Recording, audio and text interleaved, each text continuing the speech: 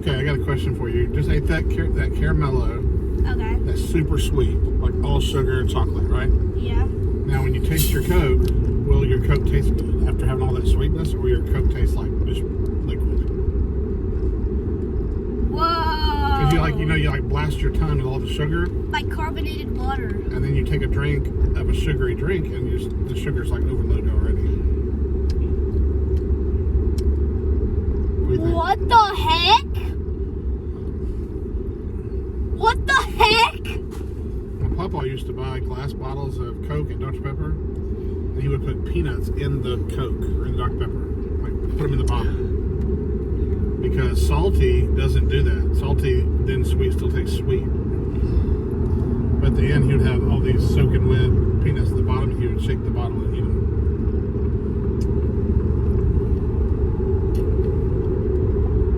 Sweet and sweet, I think you need to let your mouth rest for a little while, or you won't really enjoy the drink. It won't taste that great. That's crazy to think about. I feel like I'm on a podcast. Hey guys, welcome back to the H&J podcast. I'm Jay, this is H. You gonna say something? Today we are Why do you talk like you have constipation? Shut up! Today we're gonna be working through this big turd. Oh my god. I'm gonna try it again. Hey everybody, this is the... Don't scream, please. I'll try not to. Okay. Okay, what was our name? Hawk and Tackle? Hey guys, welcome to the Hawk and Tackle podcast. I'm Tackle. I'm Tackle. And I'm Hackle. Oh my gosh, you're the worst podcaster on the planet. Joe Rogan has got nothing to fear.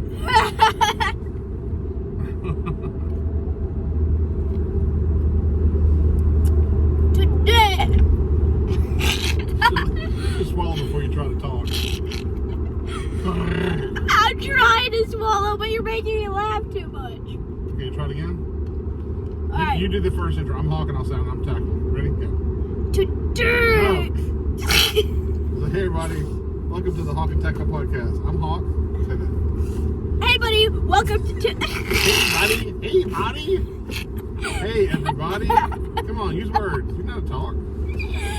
Okay. Take 3. 100.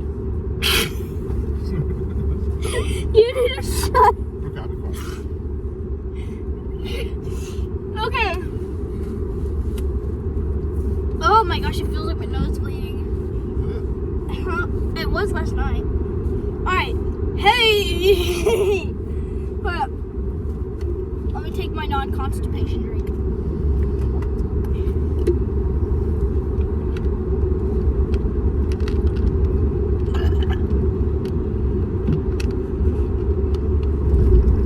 Should we call our audience something like little fishies? Yeah, we'll call them the little fishies. Alright. Hello guys, welcome to another podcast with Hawkins and Josh. We are the knockoff Bobby Bones. And so go ahead, Dad. Hey!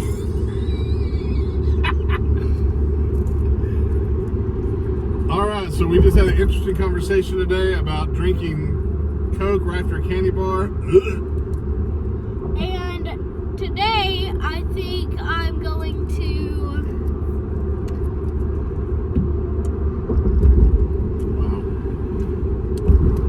You're on a podcast king. Today I'm going to ride my scooter to the basketball court. Exciting stuff right here. I want to get you in the frame somehow. Got my dad's in the frame. Gosh, what's this so hot right now?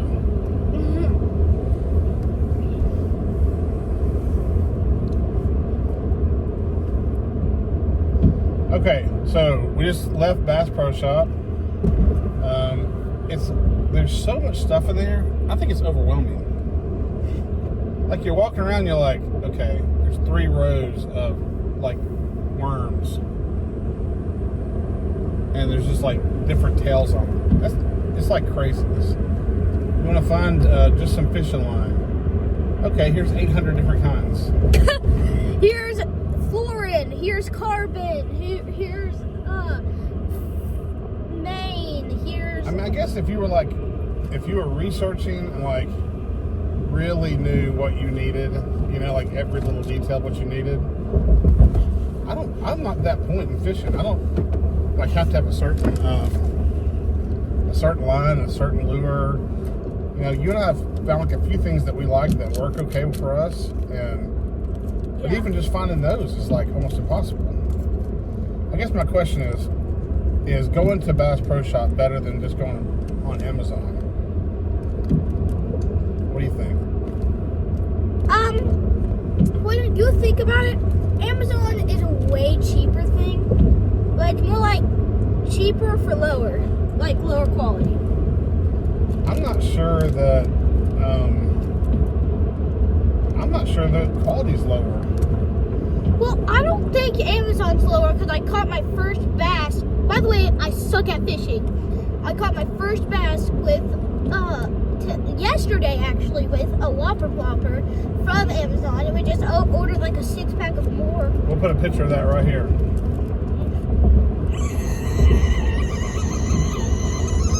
But I don't think you suck at fishing. I think that you're new to fishing. You really like it, but you figured out how to catch bluegills basically at will. Mm-hmm. You can just pull a bluegill out anytime you want to.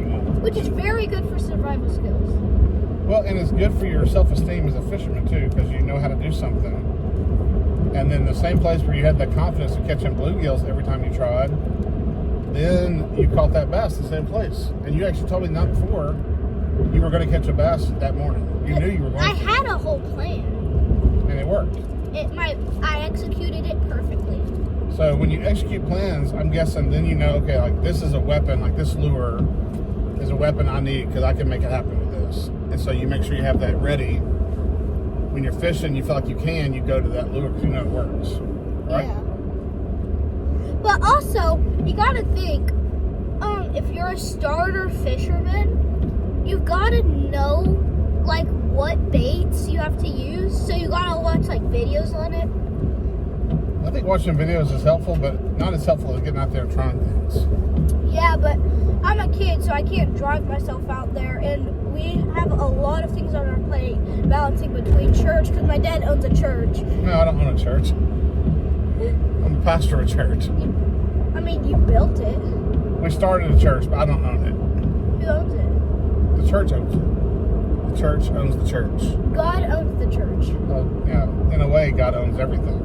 So I'm saying, I couldn't like go in there and say, all right, I'm selling this whole thing and put it in my bank account. You know what I'm saying? Like we cut our house. Our house, we own that. We can do whatever we want to with it. Okay, I see. We can sell our house and just buy a bass boat, like a really nice bass boat, and just live out in the woods in a tent so we can fish. Is that in your will? Is that your desire? Just got a Gmail notification from Nick Ballhard. And from who?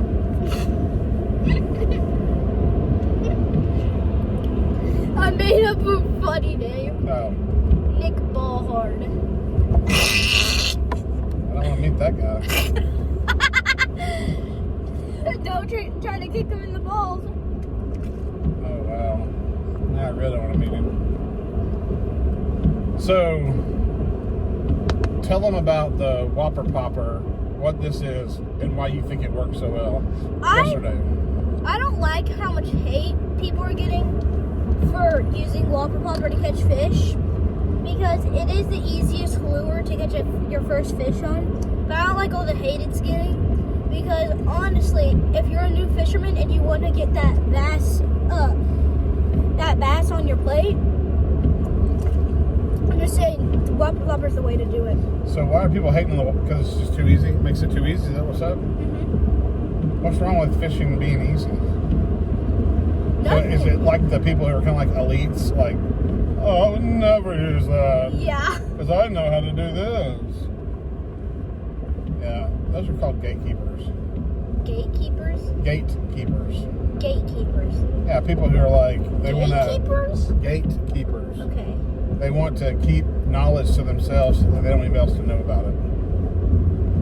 Which, fishing has always been to some degree like that, because if you find a really good fishing hole, you don't really want to tell people about it because you don't want people going to your fishing hole and messing it up.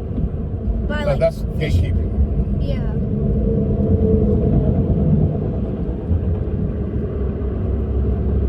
But I do think that if there's a lure that is working on fish, then why not use a lure that's working? No, keep using lures that don't work forever. That makes sense to me. It doesn't make no sense. I would understand if it was like an AI-controlled lure that was speaking bass language or something stupid, but I don't think they have those yet. If they did, I wouldn't try it. I mean, that would make beautiful content. I mean, like, booty cheeks, beautiful. You think booty cheeks are beautiful? You do? Whose booty cheeks do you think are beautiful? None. You freakazoid. Okay. So tell us how you used the Whopper Popper and how'd you catch the bass? What was your plan and what'd you do? So, this place I fish, it's right behind the White House Park. Like, right behind the White House Park, there should be a creek. Stocked. Up here, stocked. And we thought just with bluegill for a long time. yeah, I thought it was just bluegill, and then I saw this really long, like, other fish creature, and then it got close to the bank, and I was like, oh, that's a bass. And I tried to tell my mom and my sister, and she was like... You told me to? I did, but you actually believed it. Mom and Ruth were like... or Mom and my sister. You don't know who my sister is. Oh, my gosh. Wow, that was something, bro. I think I just let my inner demons out. Yeah, it smells like it. I just farted as well. Wow. We should probably stop you by the hospital. Went through a lot. I'm laughing way too much on this podcast. Anyways, when you're fishing for bass, you want to fish the tree line. So we've got a very short but stout tree line. So tell me, why do you want to fish the tree line? What's the reason for that? They like cover? They love cover and they love shade. So you want to kind of cast along the tree line, but also kind of towards the side. And so I was just doing my whip cast, because that's the only way you can do it in the way we are. Well, there's not much room to fish here. And so I was just cranking. I was pulling for 4 seconds, letting it sit for 3. And so pull, boom. And on the third pull, it went pop, pop, pop. And then I don't hear it anymore. And I'm like, what? And then I start feeling tugging. And I'm like, what? And then a bass jumps out of the water and like freaking tornadoes my bait into the ground. And I'm just fighting it. It's pulling, dragging everything. So the Whopper Popper, as it goes across the top of the water, it goes pop, pop, pop, pop, pop, pop, pop, like, almost like bloop, bloop, bloop, bloop, bloop, bloop, bloop, like that. Yeah. And it drives the fish crazy because they think that the fish is like swimming real fast on top of the water or something like that. Yeah. It also attracts them because it looks like a baby shad or whatever you want to look. Well, what did you, where did you learn the pull 4 seconds, rest 3 seconds? Is that just letting it sink, or it doesn't sink, does it? No, because it's top water. It stays on the top of the water. So it's like it swimming in spurts. It forces them to show, like, you can see your bait very easily, so it forces them to jump out of the water and eat it. So that makes sure they see that this is a fish, or they think it's a fish. Yeah. Honestly, I was using a color I didn't think that was working. It was glow in the dark and it was daytime. I was like, it's worth a shot, and just threw it out there, reeled it in, pop, pop, pop, pop, pop, pop, boom, explode. Okay. And this was a 3-pound bass, your first one. My first one was a 3-pounder. Very cool, man. So I fished a lot as a kid, same as he's doing, for brim and catfish and bass and all that. And he caught, like, not too long ago, he caught, like, this big of a bowfin. It wasn't that big. It was pretty big, though. That big. I got about... What, 5 or 6 pounds? I caught a fish about this big, though. Was it about 5 or 6 pounds, that bowfin? I think it was like 5. That was a crazy fish fishing too, because He just walked backwards and it came out of the water. I was watching. We had a little black worm with a yellow whipped tail on it. It actually It looks. did look a lot like. Nope, don't open it. Just show the camera. Don't open it. It looks a lot like that one. Maybe a little bit smaller. And I was casting. We were down in Florida in a swamp lake, and I was casting, and all I could see under the water was that little tail, doing this when I was reeling it in. And so that break kind of scared me. I thought somebody better ram us. I know, right? But I was pulling it in, and I was casting. There wasn't much room. There's a lot of cypress stumps, or stops, what do they call them, sticking up, and they call them knees actually. Anyway, I was casting around those and pulling it. I could see that little tail flipping underwater, and then it got about 20 inches off the shore or off the bank, and that little yellow thing disappeared. And I thought, oh no, I'm stuck on something, and it just stopped reeling, and I was like, I think I just caught a fish. So I took 2 big steps backwards, and that bow fin just slid onto the bank. I didn't even realize I stepped backwards and just pulled it off. It was right there by the bank. You should have just honestly, if I was you, I would have set the hook first. Well, I just didn't know what was going on. I didn't feel it. It wasn't like a pull. You know what I'm saying? It's it just stops. I thought, oh man.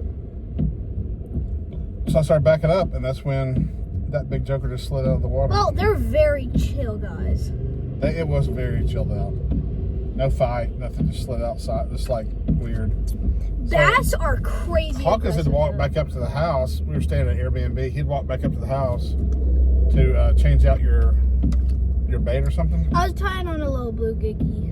So as he was up there, I just started screaming for him, get out here! Hawkins! He probably thought I'd been bit by a snake or something. Mm-hmm. And he came rolling up and saw it. It was a pretty. We'll put a picture of that in here too. That was a pretty cool fish. So at the beginning, we'll put a picture of me catching the bass, a picture of me catching him catching the bowfin, and a picture of a link to the rock plumper we caught. The one we bought? The one we bought. It'll be about that big. Yeah. Okay, that sounds cool.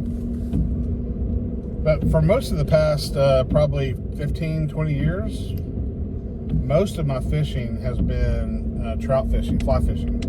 Yeah. And so I'm really missing it. We moved away from the mountains, and there's a little creek here that's stocked with rainbows, and we might go try it there, but there's not much room to fly fish in that location. Maybe if we stand on that little dam, we can do it. I don't know. I think the dam would work very well.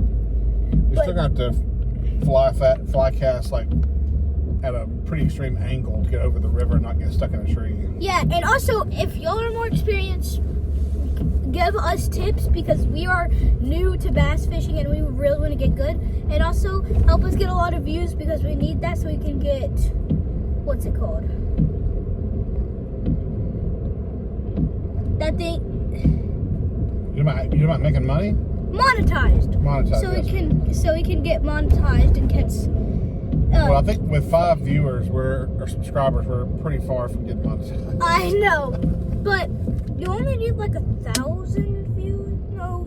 Who knows? I don't know. I think it's 100,000 subscribers to get it. Well, the things we got planned for this channel is we're gonna take you on fishing adventures. We're gonna have these truck talks where we talk about our fishing trips and different things, and we definitely do want more experienced fishermen to give us advice or tell us if we're thinking about something wrong. We're not proud. We're not acting like we're the fishing experts. We're really, honestly, brand new. We're just really trying to learn how to do it and be good at it and have fun with it. So that's one thing we're going to do, or a couple things we're going to do.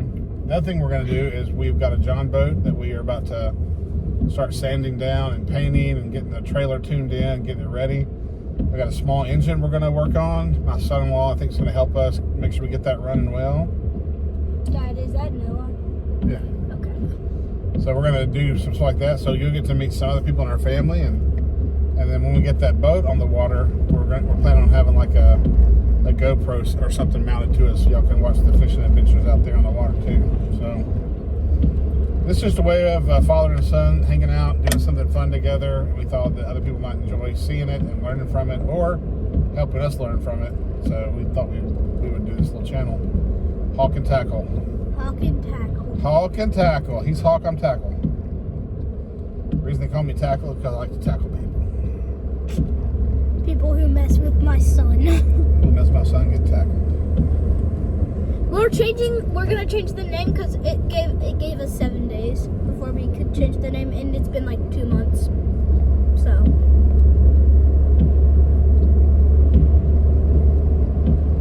yeah. We also already made a new fishing video. I caught a bluegill. Yeah, we've got one video. It's already uploaded. Yeah. It only has, what, 7 views? I haven't looked in a while. Me neither. Anyways, though, it's, like, actually kind of scary when you have, like, a $20 bait on the hook. You cast it out there and it instantly gets hooked onto something. Oh, I hate that. Me too. Or it gets in a tree above your head and you just can't get it out. Yeah. I hate that. This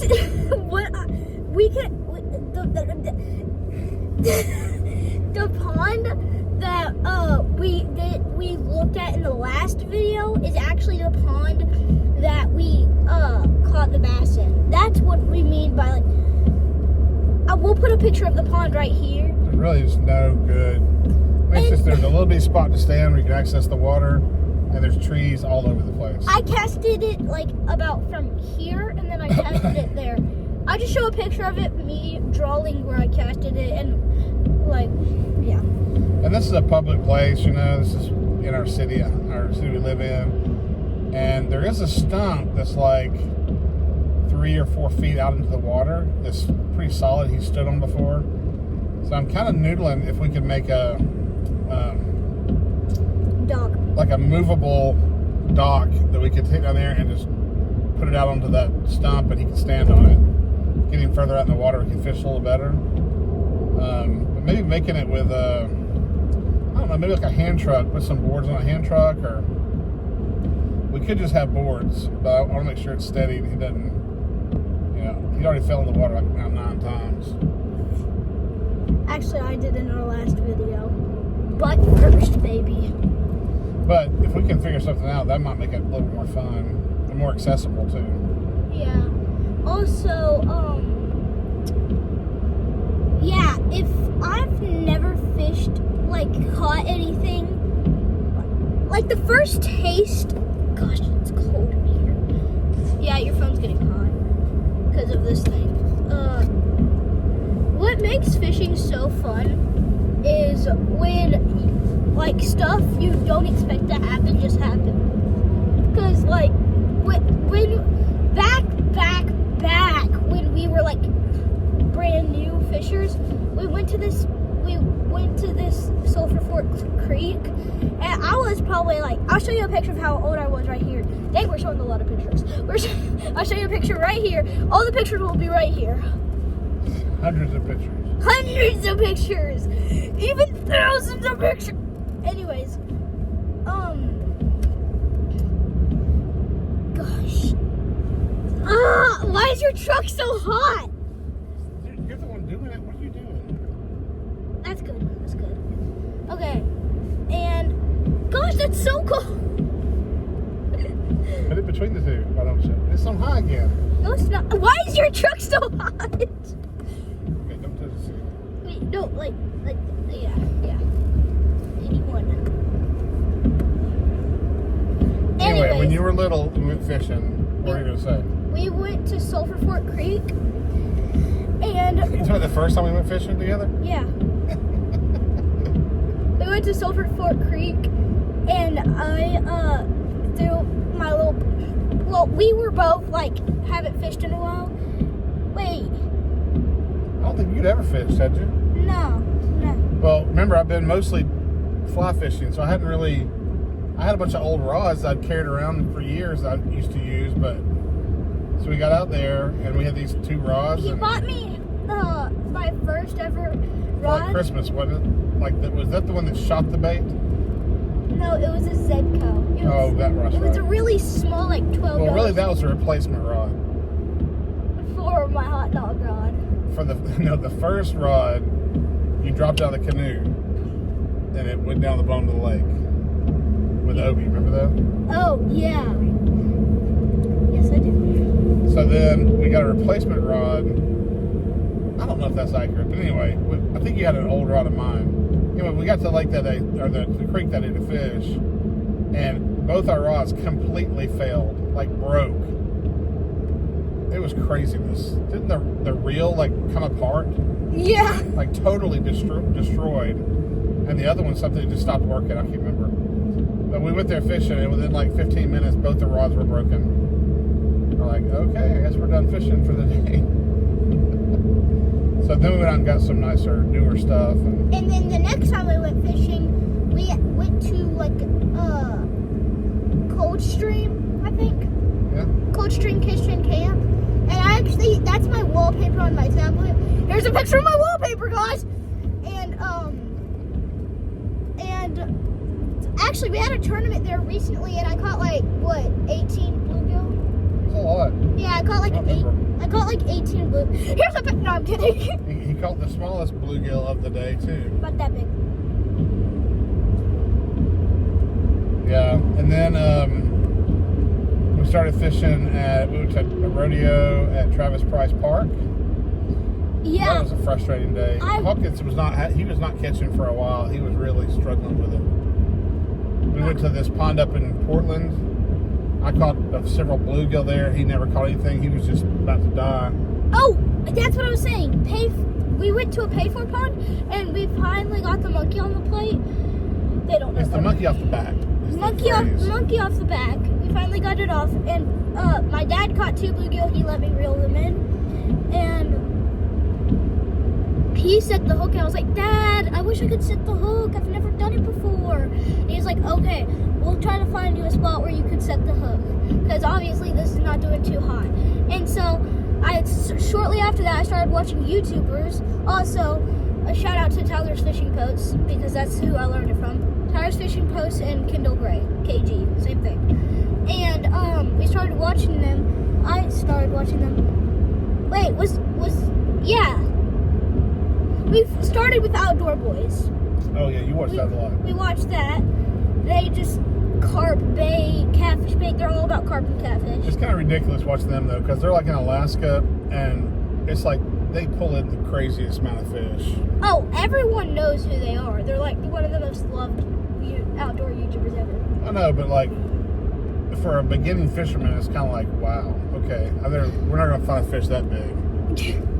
The next day, pulls out a 5-pound bowfin. So we watched them, then we started watching Jeremy Wade and I hunting monsters. Yeah, we started watching Jeremy Wade. But before that, I started getting into Kicking Their Bass TV and watching them, and then I learned what spinner baits were, chatter baits, buzz baits, ploppers, frogs, And so you started learning what all these baits were and what you used them for, and how you work them. And then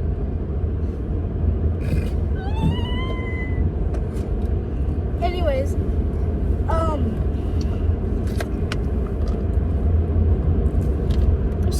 so we went back to that pay-for pond, and I threw a spinnerbait because I saw them catch like these ginormous, like bass on them, like 10-pound bass. I'm like, dang, I want to try. And so here I was about 9, and I threw it out there, and instantly I feel a little like, pretend this is the spinnerbait, this is the bass. I feel a little that, and so I jerk it up trying to set the hook, and so then I cast it back out there right where it was. Bass. He goes like this, swallows it. I pull up. It sets the hook through his lip, and I rip it out. And my hook comes back up. And so I throw it back out there, and the bass tries to eat it again. And I almost gut hooked it, and then I pulled it out of his mouth again, and then he just ran away. Probably swam away. Yeah. But the monkey's off your back. Now you catch fish about every time you try. I think we should just do an all-out bass fishing video together. Yeah, I think we could take the I think we could take the Bass Pro footage from this one and make a video, go to Bass Pro, and then make another video of this truck talk. What do you think? That's 2 videos out of this one day. Yeah. Truck talk. And we can edit this one down to where we get rid of all this dumb stuff. What dumb stuff? Like right now, we're talking about doing this editing. Oh, right. Or when you had 14 times trying to start and say something. No, that's gonna be perfect content.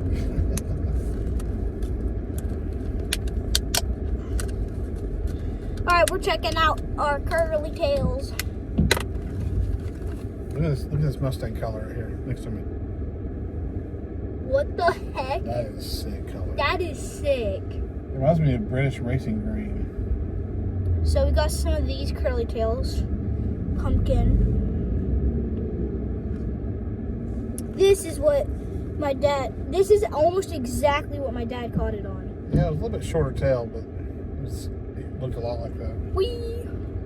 Let me see if I can rig it up successfully. Chick-fil-A.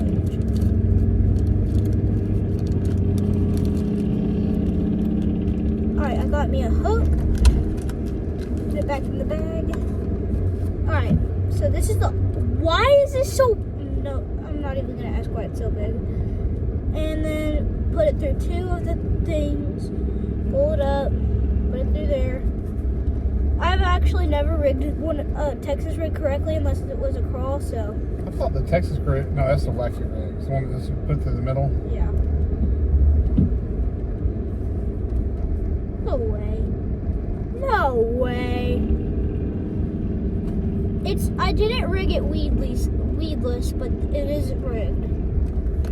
So, if y'all have any rigging tips, we're almost home. If y'all have any rigging tips or anything like that, let us know. All right, well, thanks for taking a ride with us. This is Josh and Hawk Truck Talk out.